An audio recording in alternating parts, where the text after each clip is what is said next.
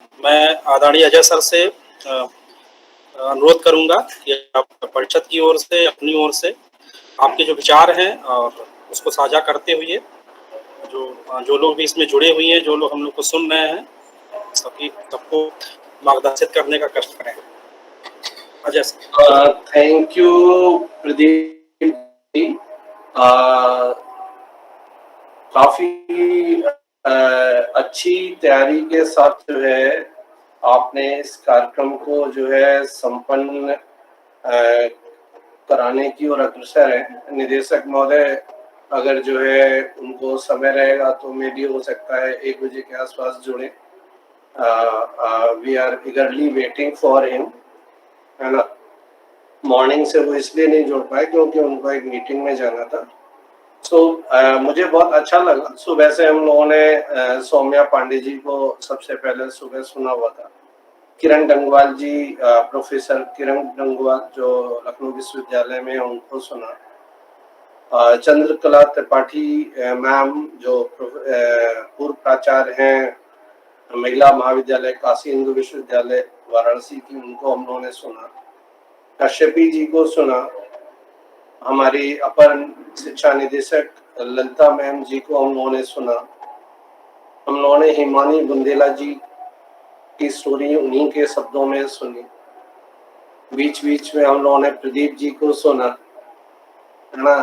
हमने मीनाक्षी जी को सुना, मनीषा जी को सुना, SCRT में कमल जी को सुना, बाकी सारे साथियों को सुना।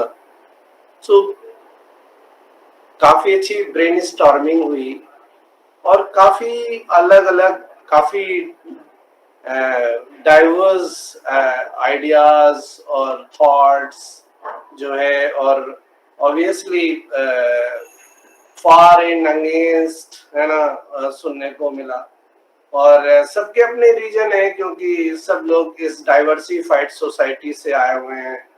अलग अलग तरह की परवरिश है, अलग अलग तरह का समाज मिला हुआ है, अलग तरह के दोस्त मिले हुए हैं, अलग तरह की एजुकेशन मिली हुई है। तो निश्चित तौर और अलग अलग तरह का एक्सपोजर है, अपने अनुभव अलग अलग हैं। तो निश्चित तौर पे विचारों को डाइवर्सिफाई होना एकदम बनता है। जहां तक आज के विषय का सवाल है, और वैसे तो हम लोग कार्यक्रम के आयोजक हैं, बट हमें लगता है कि इस मुद्दे पे थोड़ी सी बातचीत हमें भी करनी चाहिए।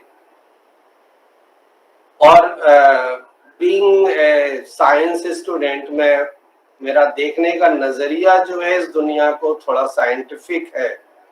तो बहुत बार हो सकता है किसी से मेरे विचार जो है मतैक नहीं हो सकता है, ना हो, और मतैक होना भी नहीं चाहिए, क्योंकि मतैक हो जाएगा तो प्रोग्रेस रुक जाती है ना, थॉट प्रोसेसेस रुक जाते हैं। तो मैं जो मेरा साइंटिफिक व्यू है इस पूरी जो हमारा विषय है उसको एनालाइज करने का, वो मैं आपके सामने रखना चाहता हूँ। और वो ये है कि एक्चुअली में देखिए, गॉड ने तो अलग अलग बनाया ही नहीं है ना। इफ यू सी एनिमल्स दो दे डोंट डिस्क्रिमिनेट, है ना। और फिजिकली जो है male and female are almost of the same energy and same physical strength भी ऑलमोस्ट सेम होती है ना। तो भगवान ने बहुत अलग अलग बनाया नहीं है। और सोचो अगर महिलाओं को या पुरुषों को जो इस समय हमारे समाज में हैं, जो रह रहे हैं, अगर आप देखोगे इतनी गरीबी है, इसके बावजूद सारे के सारे सरवाइव कर रहे हैं। और जब जो है बहुत ज्यादा गरीबी थी, बहुत ज्यादा बीमारियां थी, तो लोग जो है एवरेज एज 32 to 40 ईयर्स होती थी, चाहे वो मेल की हो चाहे फीमेल की हो, है ना। तो बेचारे उस उम्र तक सरवाइव करते थे, है ना। वो सारी जलालतें, जो भी सामाजिक दुश्वारियां थी, उन सबको लेकर के वो जीते थे। और वो मेल भी जीते थे और फीमेल भी जीते थे। तो मुझे कई बार लगा करता है कि हम सब अंदर से ना इतने शक्तिशाली बने हुए हैं कि चाहे हम रिक्शा चला रहे हो, चाहे हम भीख मांग रहे हो, या हम जो है खेती किसानी कर रहे हो, सर पे मैला ढो रहे हो, मतलब इतनी दुश्वारियों के बावजूद हम अपना जीवन जी रहे हैं, और प्रसन्नता के भी क्षण है उसमें। तो मुझे कई बार लगता है मेल एंड फीमेल इनको भगवान ने बनाया ही इतना स्ट्रांग है कि ये किसी भी प्रकार की विपरीत परिस्थितियों के बावजूद ये अपना जीवन यापन कुछ खट्टे और कुछ मीठे स्वादों के साथ इस यात्रा को पूरा करना जानते हैं। सो बेसिकली हम लोग फिजिकली बहुत स्ट्रांग बनाए गए, मेंटली बहुत स्ट्रांग बनाए गए, है ना। ये भगवान की इस जो रचना है उसको सलाम है, उसको मैं तहे दिल से शुक्रिया करता हूँ कि उसने इतनी अच्छी रचनाएं बनाई हैं कि आदमी आदमी के पीछे पड़ा हुआ है, इसके बावजूद मिटा नहीं पा रहा है ना। आदमी औरत के पीछे पड़ा हुआ है और औरतें आदमी के पीछे पड़ी हैं, लेकिन एक दूसरे के अस्तित्व को मिटा नहीं पा रही है। मतलब अगर मैं ये कहूँ कि दोनों सपोर्ट नहीं कर रहे हैं तो, है ना, हालांकि ऐसी स्थिति है नहीं, लेकिन इन सारी दुश्वारियों के बावजूद जिंदगी चल रही है। का मतलब है जो इंस्ट्रूमेंट बनाया है भगवान ने वो मजेदार है ना, इट्स वंडरफुल। तो नाउ जब हम इतने स्ट्रांग हैं तो ये एम्पावरमेंट की बात एक्चुअली में आ कहां से रही है ना, क्यों एम्पावरमेंट की जरूरत हो रही है, चाहे वो मेल की हो चाहे फीमेल की हो। Why we are organising mission Shakti कार्यक्रम कि वुमेन एम्पावरमेंट होना चाहिए। क्यों आ रहा है ऐसा, क्यों? क्योंकि एक्चुअली में भगवान ने तो बढ़िया बनाया था, हमने क्या किया, यहाँ पे एक सोसाइटी बना दी, एक हमने सिस्टम बना दिया, प्रशासनिक व्यवस्थाएं, है ना, और हमने एक घर का भी सिस्टम बना दिया, family. So family, society and the whole system. ये एक्चुअली में सिस्टम कुछ इस तरह से बन गया जिसने जो है डिस्क्रिमिनेशन शुरू कर दिया, है ना। ये जो सिस्टम है यहां पे एक्चुअली में डिस्क्रिमिनेशन शुरू हुआ है, और ये सिस्टम जो बना हुआ है ये जो है इसको थोड़ा समझने की जरूरत है, मतलब इसको भी एनालाइज करने की जरूरत है। फैमिली के अंदर के सिस्टम को भी समझने की जरूरत है, सोसाइटी के अंदर जो सिस्टम बना है उसको भी समझने की जरूरत है, और जो एडमिनिस्ट्रेटिव ढांचा, चाहे वो राज्य व्यवस्था जिसको कहते हैं, है ना, चाहे वो लोकतांत्रिक हो चाहे जो है राजशाही हो, इन सबको समझने की जरूरत है कि इनमें एक्चुअली में कहीं ना कहीं कोई बात आ गई है जिस कारण से वुमेन एम्पावरमेंट की बात करना आज की डेट में हमें जो है लाजमी हो गया है, ये नीड ऑफ द आवर बन गया है।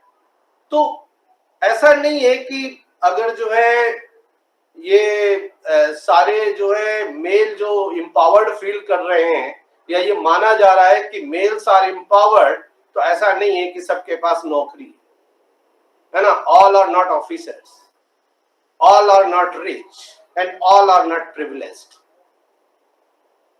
है ना। ऐसा नहीं है कि मेल जो है, जितने male member of the society हैं ये सारे के सारे बहुत प्रिविलेज्ड हैं, बहुत रिच हैं, है ना, इनको नौकरी मिल गई है, ऐसा बिल्कुल नहीं है ना। या जो है इनके पास जो है कहीं अलग से शक्ति आ रही है, ऐसा कुछ भी नहीं। और ऐसा भी नहीं है कि अगर पोस्ट पावर और प्रिविलेज होगी तो उसका एम्पावरमेंट हो जाएगा। आपने देखा होगा कि दुर्गा जी की तो हम भी पूजा करते हैं, क्यों? क्योंकि उनके पास पावर दी गई हुई है। तो जिसके पास पोस्ट पावर और प्रिविलेज है वो चाहे किसी भी जेंडर का हो और किसी भी योनि का हो, उसकी पूजा होती है। हमारे यहाँ जो है बहुत सारे जीव जंतु हैं, उनकी पूजा होती है। हमारे यहाँ बहुत सारे पेड़ पौधे हैं, उनकी भी पूजा होती है। क्यों? उनके पास हमने पोस्ट पावर प्रिविलेज दे रखी हुई है। हमने कहा है कि ये जो है, अगर आपने इस पेड़ को नहीं पूजा या इस पेड़ को पूजने से हमको ये लाभ होते हैं, तो वहां पे एक पावर है, वहां पे एक शक्ति है, उसकी पूजा तो होती है। यहाँ पे जो इशू है वो ये वाला नहीं है। यहाँ पे ये है कि वुमेन को जो है सोसाइटी ने, फैमिली ने इंफीरियर माना हुआ है। ये क्यों माना हुआ है ना? बरगद का पेड़, पीपल का पेड़ बहुत इंपॉर्टेंट हो सकता है, केले का पेड़ बहुत इंपॉर्टेंट हो सकता है, पूजा जा सकता है, उसको कोई काटेगा नहीं। लेकिन जो बच्ची है उसको जन्म में, गर्भ में ही मार दिया जाएगा। ये मामला आ कहां से रहा है? तो ये मामला आ रहा है एक्चुअली बिलीफ सिस्टम है ना। सोसाइटी का अपना एक बिलीफ सिस्टम है और वो मानती है कि they can and they can not, means male member of the society can lead the family and society, and female member of the family and society cannot lead family and society.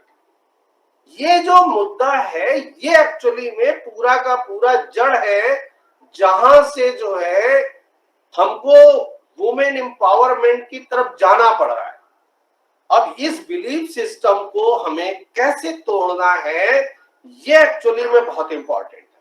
और ये belief system कैसे टूटेगा? ये belief system वैसे ही टूटेगा जब हम जो है इमानी बुंदेला जैसे लोगों की स्टोरीज को प्रमोट करें।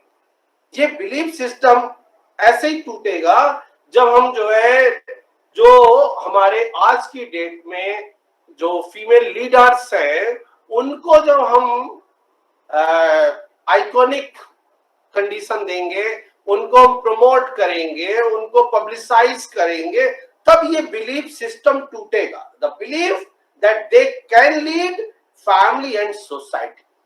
अगर ये जो चीज हम नहीं कर पाएंगे तो आप ये समझ लीजिए कि हम बातें चाहे जितनी कर लें, ये जो है एम्पावरमेंट नहीं होने वाला है। तो ये जो चीज हम कह रहे हैं, हमें इस बिलीफ सिस्टम को तोड़ना है। और ये बिलीफ सिस्टम जो है बना बहुत दिन में है, तो ये टूटेगा भी बहुत दिन में। ये ऐसा नहीं है कि आज हम लोग इस बिलीफ सिस्टम की बातचीत कर रहे हैं कि हमें ये बिलीफ बनाना है कि वुमेन और फीमेल और girls they can lead family and lead society.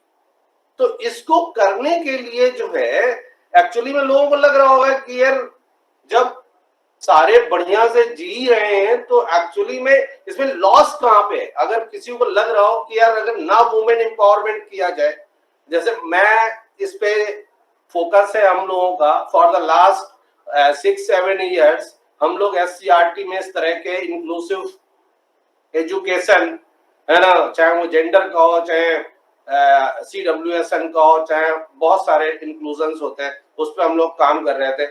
हमने हेल्थ एंड हाइजीन पे काम किया हुआ था, हम लोगों ने वुमेन एम्पावरमेंट के जो बहुत सारे इश्यूज होते हैं उस पर हम लोग काम कर रहे थे। तो इशू ये है कि हम कर क्यों रहे हैं, आखिरकार एक्चुअली इरादा क्या है ये करने का? तो मैं जो जिस तरह से लेता हूं, इरादा ये नहीं है कि हम वुमेन एम्पावरमेंट कर देंगे तो वुमेन का फायदा हो जाएगा ना। मेरा इरादा यहाँ पे बहुत डिफरेंट है। Why I am interested in women empowerment? to get their contribution in development of the family society।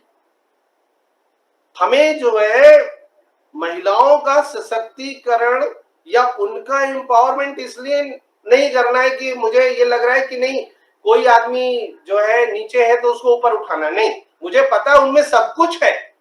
उनका कंट्रीब्यूशन हम फैमिली के डेवलपमेंट में, सोसाइटी के डेवलपमेंट में, सिस्टम के डेवलपमेंट में ले ही नहीं पा रहे। क्यों? हमने उनको हटा रखा हुआ है। तो यहां पे एम्पावरमेंट इसलिए नहीं करना है कि उनको खराब लग रहा है इसलिए हमको जो है कुछ अच्छा करना है फीमेल्स के लिए, नहीं।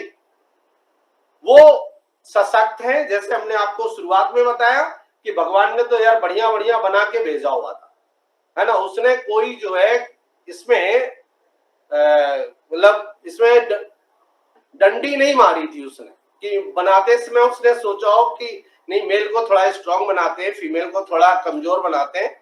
ये जो है समहाउ जो है कैसे डेवलप हुआ उस पर हम लोगों ने बात की थी कि हमारा बिलीफ हो गया था कि male member of the society can only lead family and lead society.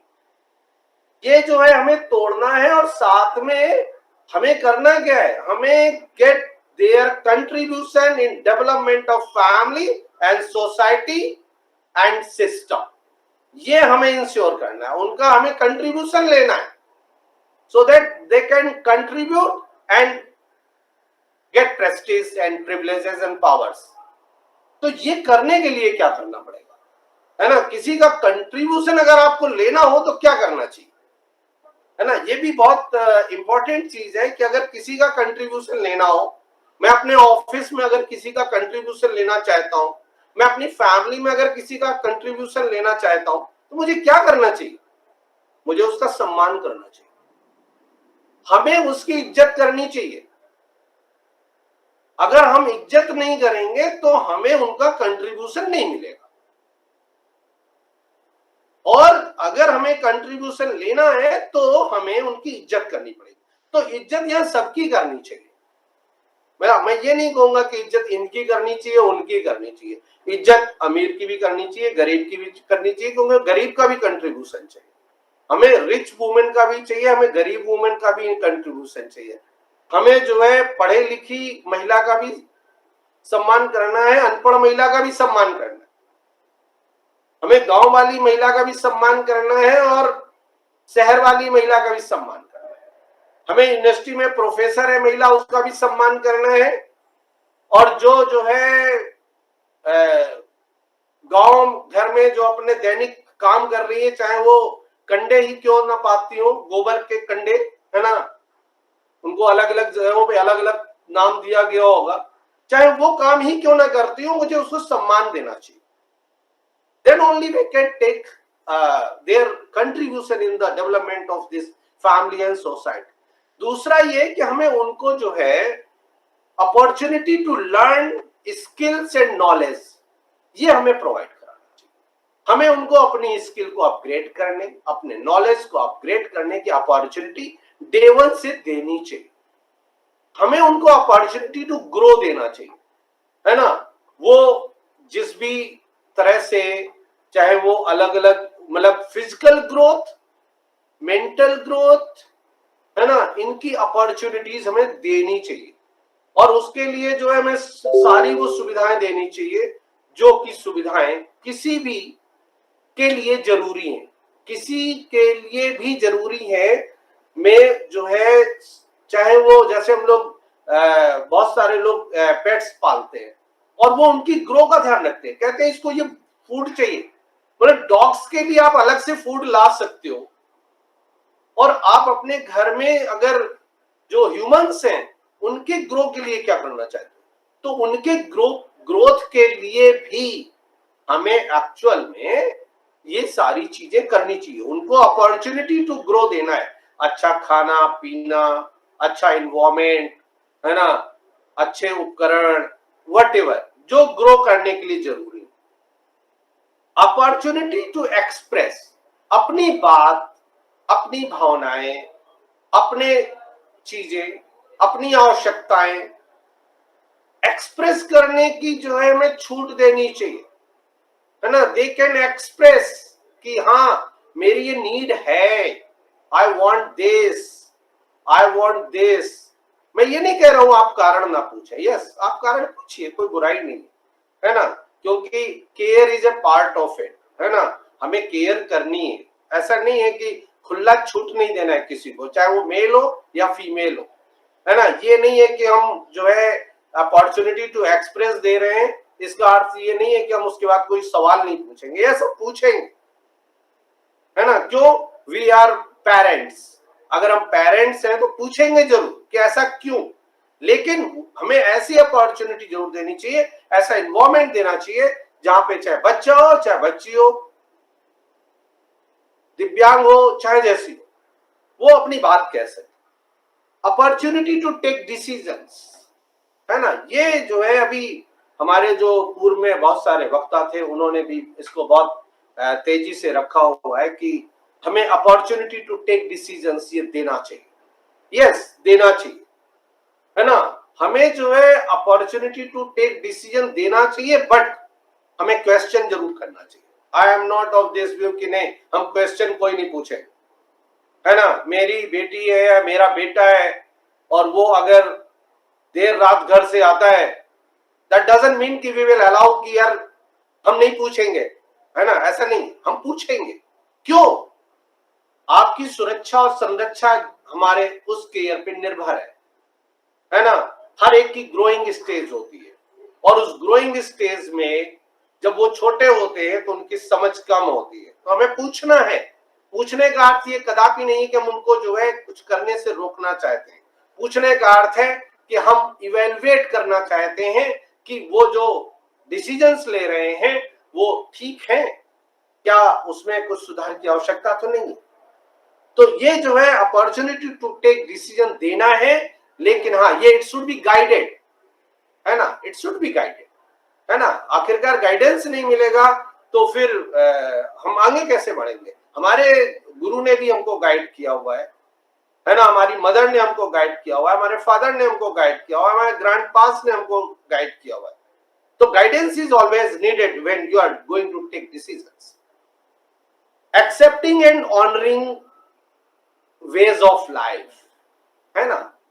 ये जो है हमें स्वीकार करना चाहिए, है ना। मैं ये नहीं कह रहा हूं कि बहुत बार ऐसा होता है कि हमारे गाइडेंस के बावजूद, है ना, हमारे जो बच्चे और बच्चियां हैं वो उनका अपना रास्ता होता है, उनका अपना तरीका होता है कि हम जो है किस तरह से जो है अपनी जिंदगी को जी। तो इसको हमें जो है ऑनर करना चाहिए, है ना। हमें सम्मान देना चाहिए। वो किस तरह के कपड़े पहनते हैं, वो किससे बातें करते हैं, वो किससे मिलने जाते हैं, हमें सबकी नजर से नहीं देखना चाहिए।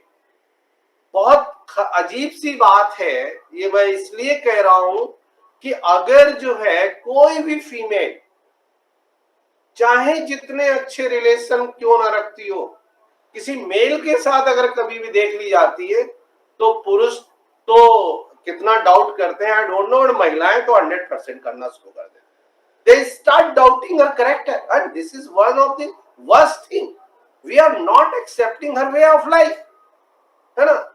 ये नहीं होना चाहिए।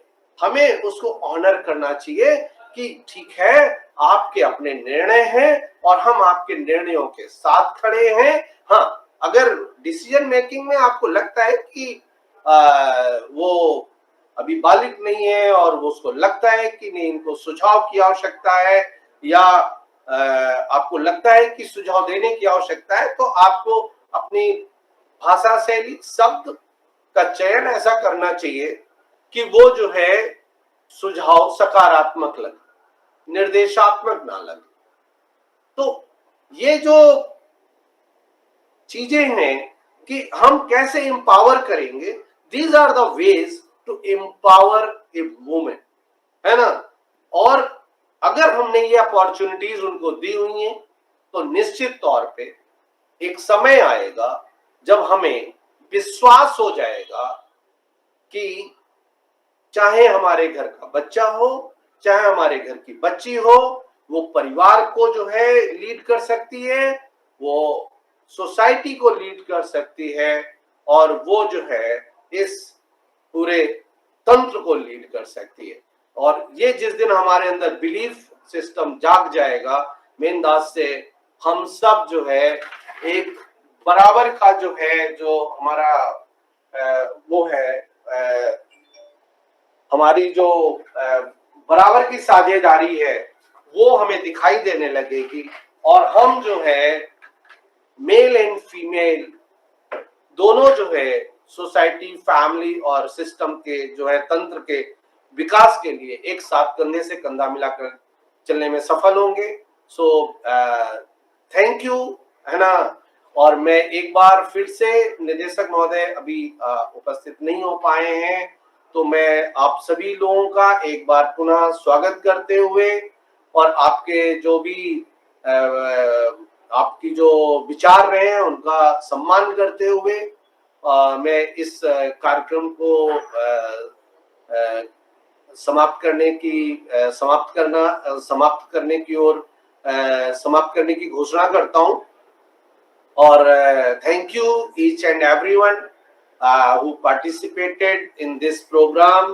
I will like to thank Lalita Pradeep ma'am, जो कि शुरू से इस प्रोग्राम में जुड़ी और हमारे सारे साथियों को उन्होंने सुना और हमें मार्गदर्शन भी दिया।